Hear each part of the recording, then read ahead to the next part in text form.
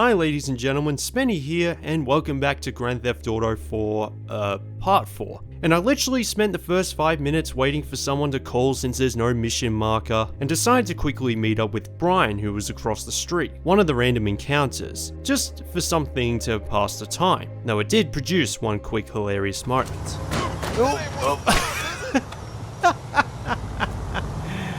I didn't mean to do that. No, really, I didn't mean to do that. But eventually Roman did call back. Nico, hello. Roman, are you alright? I was just shot in the stomach, and then stitched up in the doctor's office that was dirtier than the basement we were nearly tortured in. I'm great. Do you see what I mean about the parking spots? Already this car is nearly out of place, which meant I could have lost it if I drove a few blocks away without realizing. And with a car like this, I really don't want that to happen.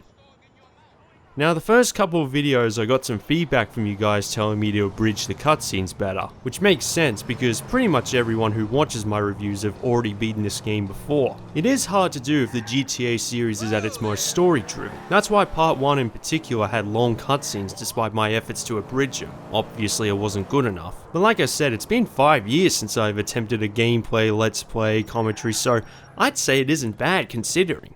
Make him suffer. People forget pain so quickly. You need to calm down with that stuff. Where would we be now if I was calm like you? Let me guess. In a prison camp in Siberia, or selling hash to tourists in Red Square, or still in the Navy. Which is it today? You think each character deserves their own video game. They have their own experiences and backstories, you see and hear it in their tone. And there's always something about the characters or plotline that you discover every time you replay this game. You are calm. I scare you reason. It works. Game's up! Exactly, game's over.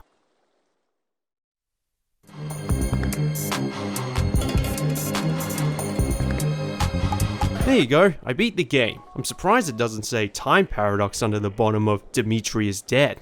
I got some bad news, Mr. Faustin. Dimitri's gone. Dimitri dead? How? This is impossible. Come see me and explain.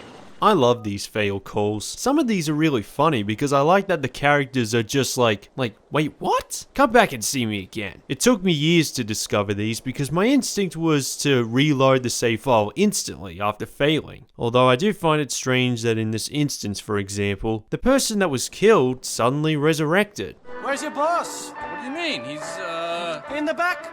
No, he's... Better not be filming. I swear, this game is doing everything it can to demonetize this video. We ain't making that much cash. Listen, big guy, you got a great look going on. Real strong. All right already. Brett was just trying to Now that is what I call authority. I knew I had to shoot him in the leg in advance, which is a new innovation. Aiming at a certain body part and it affects how much damage they can take, like GoldenEye 007. You should have thought of that earlier. I can't die today. I'm special. I'm really special. I can show you. No, you don't need to. Don't make me shoot you in the leg as well. I want to buy you a present. Will you wrap it up and put a pretty bow on it? Screw you. We're seeing a friend of mine who's got a good line on weapons. It's on the ground. A back room place. Yeah, no ammunition this time. The weapons you buy in this game are underground, because the mayor here, in-game, introduced gun control laws, which if I had the radio station on, I would have heard on the news, along with the reason why the borders are closed and eventually reopened. It's just another reason why this map is so immersive.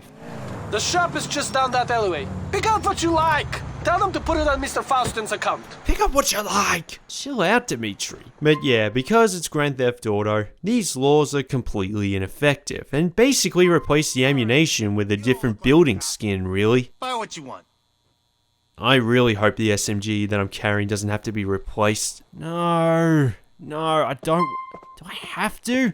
Seriously, why can't I just decide for myself? Didn't Dimitri just say, pick up what you like? I suppose I can go back to that spot where I helped Jacob for the first time, and this one in particular holds more ammo before you have to reload. I'll take this one. Charge Mr. Faustin. You fucking Ruskies are milking me dry. I ain't a cow. I ain't Russian. I mean, what else am I going to spend my money on? A few extra outfits? Because that, weapons, and taxi fares are the only things you can buy in this whole game. It wasn't always like this. Mikhail was a great man.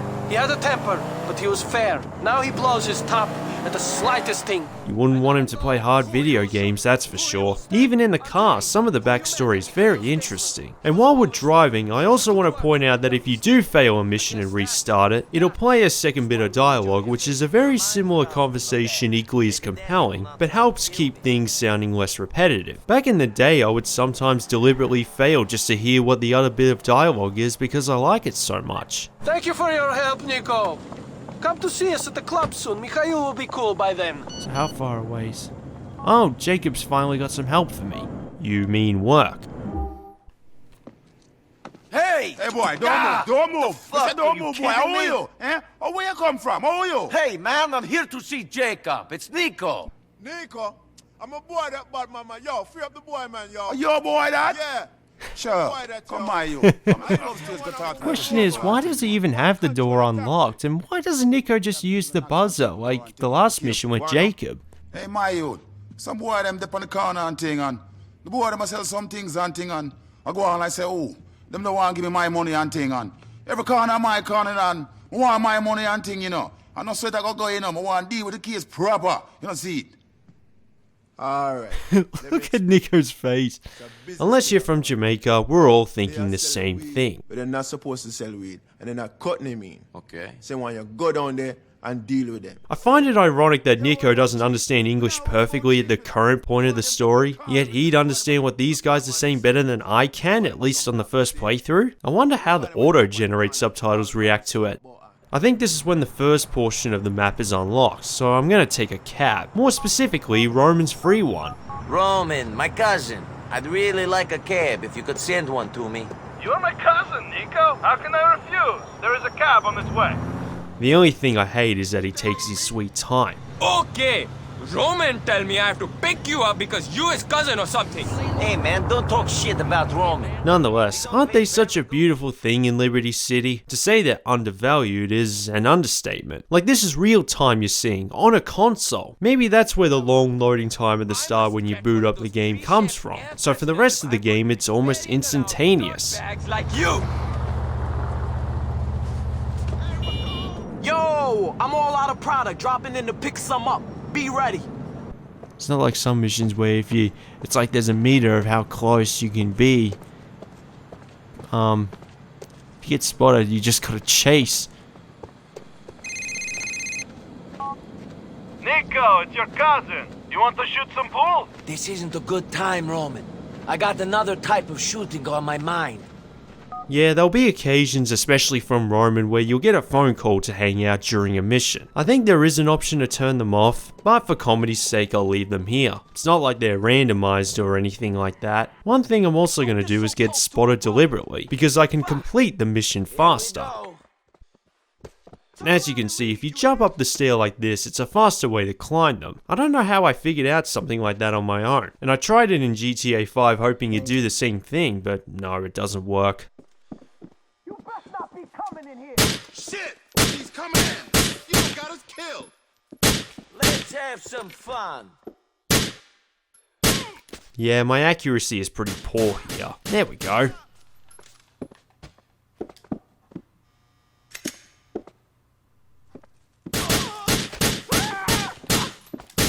Suck it up and stay down. Tell Badman that I got rid of the competition. Righteous. They kinda belong to I again. And another advantage with the autosave system is once you complete a mission, the safe house is on the other side of the map. Have no fear, just reload the profile. Bang, back on Hove Beach. Not make me get out of this car! Stay down there. Okay, man. Yeah, if you're ordered to put your hands up, you can actually resist arrest. I mean, the punishment for putting up a fight is exactly the same as complying anyway. What started as getting hit by a taxi has certainly escalated quickly.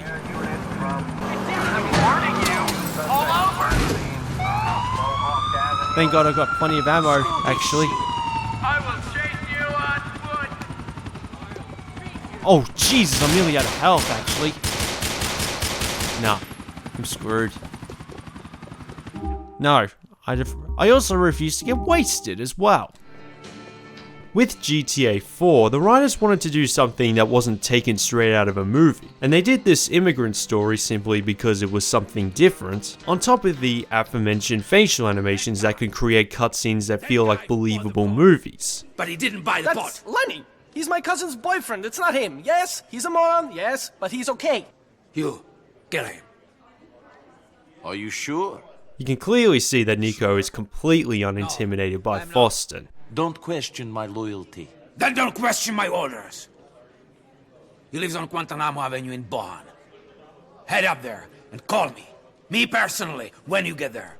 So basically we're doing the same thing as before, hailing a cab straight to South Bohan to take someone out. Only there's no tailing, just go straight there even with the police officer present.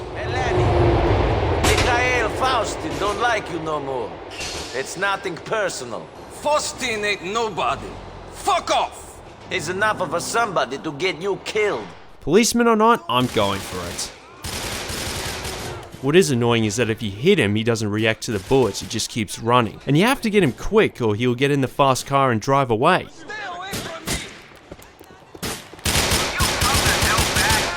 There you go. Got him.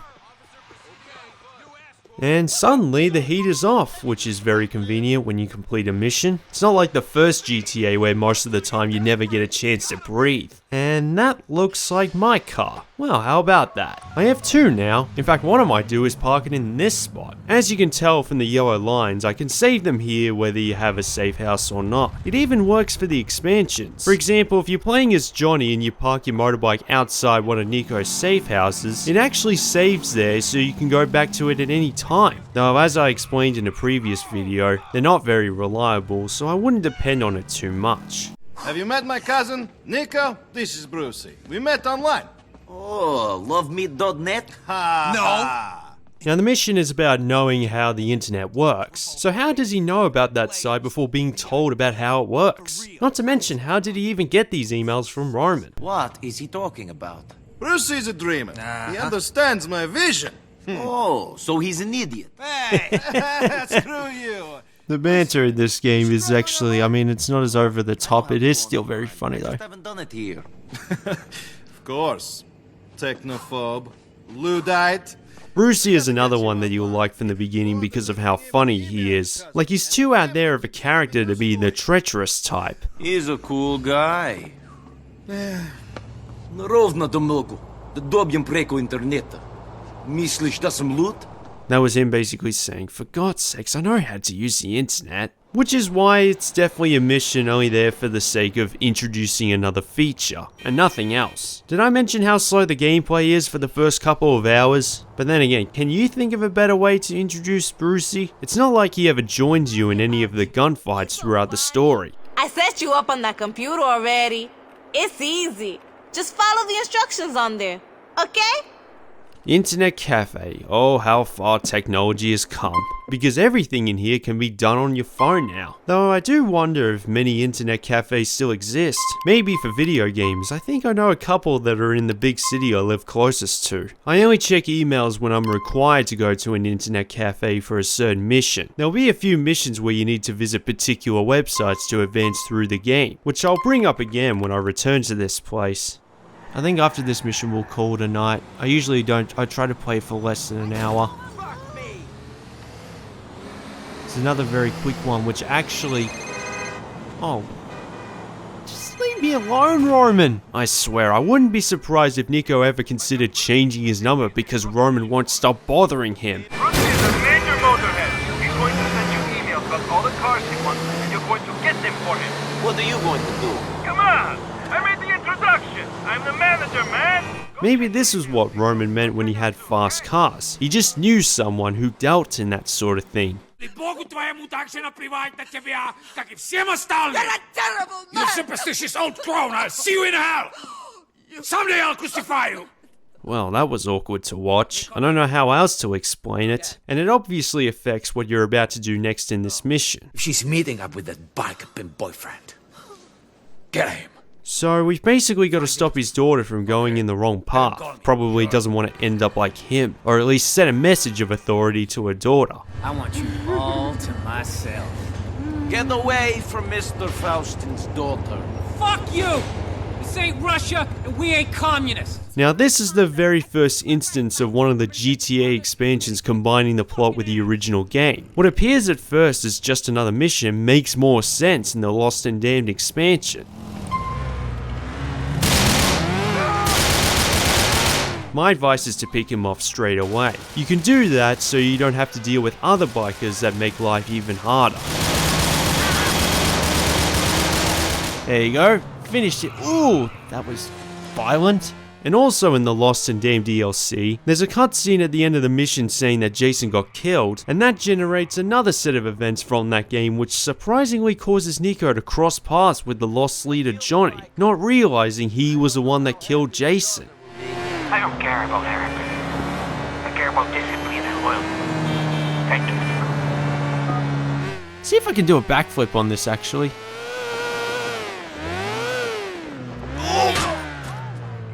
That went well. Hey, at least I'm alive though.